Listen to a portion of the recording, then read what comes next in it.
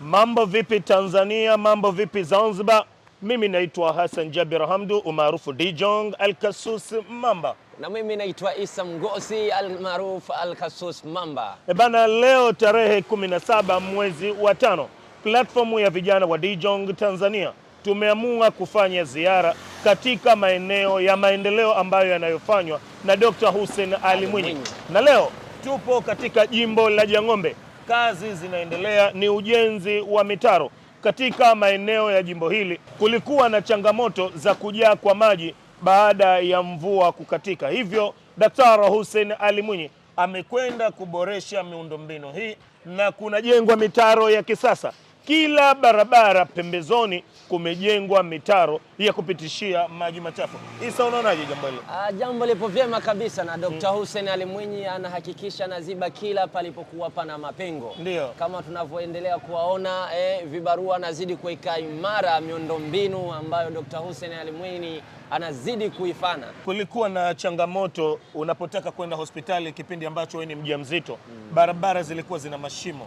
Barabara zilikuwa sio rafiki. Sasa hivi barabara ni rafiki.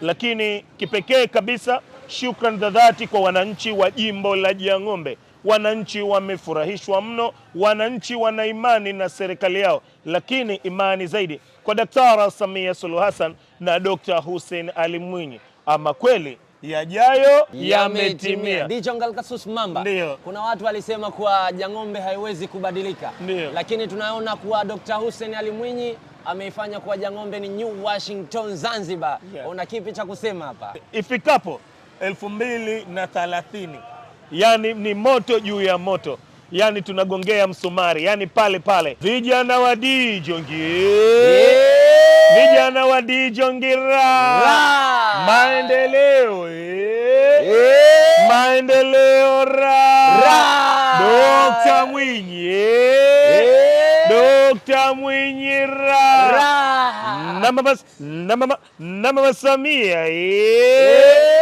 Mama Samia kazi na utu, tunasonga mbele. Kazi na utu, tunasonga mbele. Al-Kasus Mamba, the state icon.